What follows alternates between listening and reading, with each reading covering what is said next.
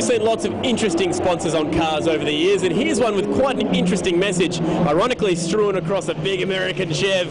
Paul Freestone down here this weekend. Tell us about this rather interesting message on the bonnet here. Well, I think that what concerns us the most is the billions of dollars taxation money all around the world in grants, and we've actually got nothing to show for it. I mean, climate change or global warming, or to try and say that CO2, one trace gas, is doing damage to the planet. It's just an ideology, and there's actually no scientific evidence they can back it up. I think everyone needs to be informed, because at the end of the day, what do we all know about weather? It's a good point nonetheless, and thanks for speaking with us today. And this is Paul Freestone and the Corvette running in the GT3 class, saying that a lot of hot air is, well, exactly that, a lot of hot air. Thanks, Chad. Most of that written, spoken and authorised by Paul Freestone, one of the colourful characters of the sport, who's driven a wide variety of motor racing machines, not just cars, we should point out, during his career. Certainly. We see here at the restart from the safety car period all the marbles and debris coming off the tyres, and that comes from the cars going around slow while the tyres are hot, picking up all the old disused rubber offline, and then once you get going again, the cars move around a lot, very, very slippery, and we can see them throwing off all that build-up, it's called in the industry. So on board with the Freestone Corvette now in Class C, backed by Pedigree, that class. And amazingly, despite not being able to take the start this morning with those extra parts being rushed in and the crew frantically going to work, they look like, if they keep on current form, they may be classified finishers at the end of today, which is great. That's one of the great things about endurance racing and 12-hour racing, is that you know, if everything goes wrong and the chips are down, as long as you keep battling and keep fighting, you can always pull a result and always get to the end, and there's nothing more satisfying to get to the end of one of these very long races. Hats off to the crew in that regard, and all the crews, in fact, up and down in pit lane, because they do work some incredible hours, these guys, to get them ready for the race itself, particularly on the Saturday night. And the largely German crew that are part of that Audi outfit have a few of the team from Melbourne Performance Centre who've done a great job in the Australian GT Championship, working with them this weekend as well. So they're, just by the looks of it, taking it gingerly with the vet back around the mountain. We're obviously back under restart situation, as you can tell now, after that incident prior to the break. And this is what's going on up in front, because the VIP entry still has that rear view mirror full of the works Audi. Eddie, Luff and Lowndes. Craig Lowndes at the wheel. Lowndesy here will be trying to get past in a hurry, because we saw last time that the Audi got close to the back of the... Now he's got time to take his hands off the wheel, but we saw last time when the Audi got close to the back of the Porsche that it got a bit too hot and he had to back off, get some clear air and have another run at it. So if Lowndesy can get through quickly here, we'll be having a look up the inside of the chase, but Quinn Carr's awake to that one. Try and get a good run out of the chase. So Lowndesy want to get this job done quickly so the car doesn't overheat and go into limp home mode again. Clark's not making the job easy for him. He's quite rightly able to stay mid-track like that and make Lowndes do the work. You also see in the front of the VIP car a lot of leaves and debris, so with the wind being up around the top of the mountain, with all this weather that's blowing in and coming and going, gets in these radiator ducts. And here we go, Craig up the inside, very decisive move, knew he had to get that done quickly and got the job done nicely. There's Craig Baird looking on. He's had some good success back home in New Zealand in recent years, both a Porsche champion over there and New Zealand touring car champion.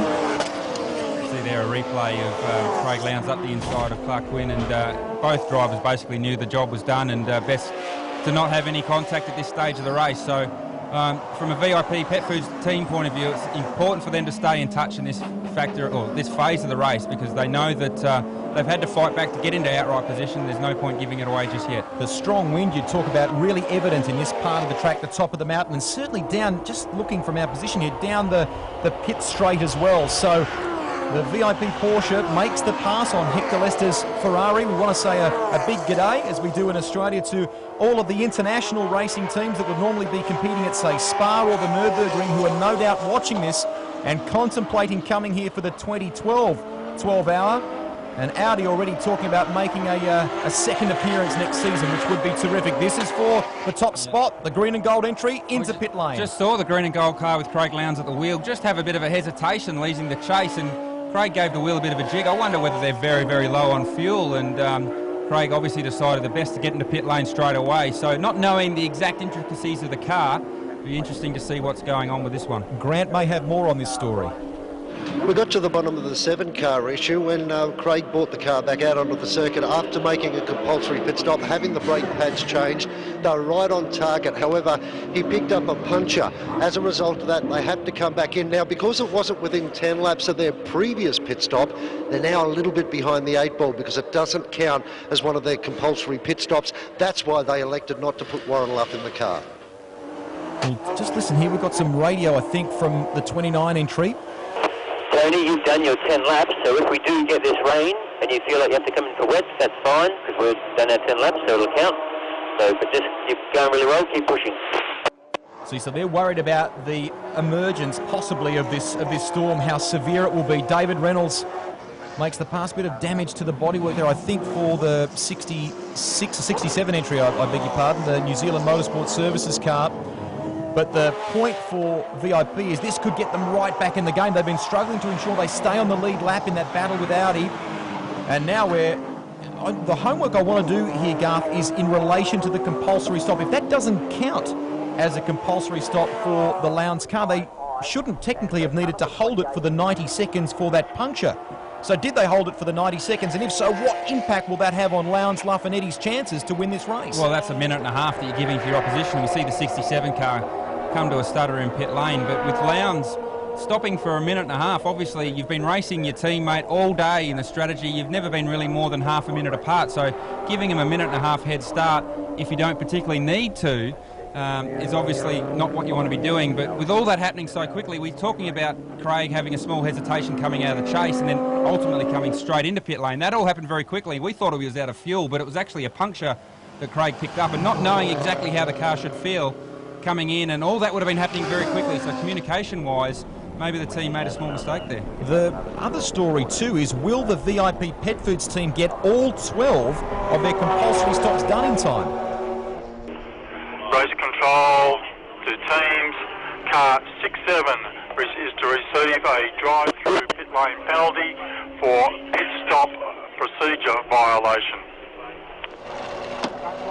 Now that violation, we believe, is for push starting the car in pit lane. They can't do that. They would need to do it from the garage. Grant?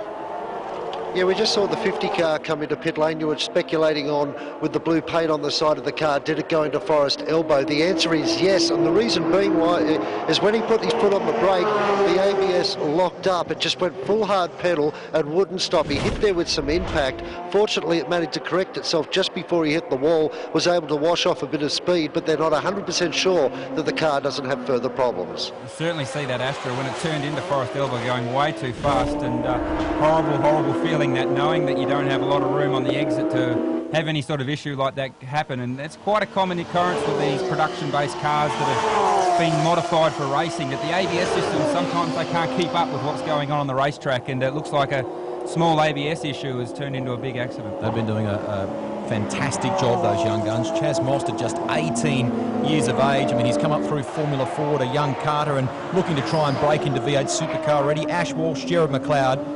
That's a shame if that was to be the end to their day. Okay, this is critical here now.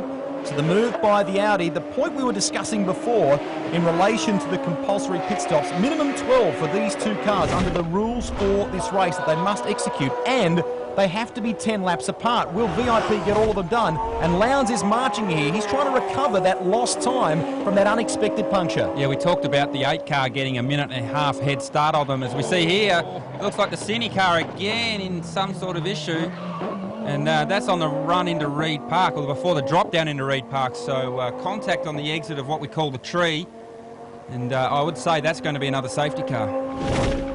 Armour All replay. Yeah, at Solomon Park across the top. It's very, very easy just to step it out too wide, grab the walls. You see, actually the leader, very, very close to that spinning car, does the right thing and gets it pulled up. But that's unfortunate for these guys. They've been charging all day, coming back from incidents here, there and everywhere.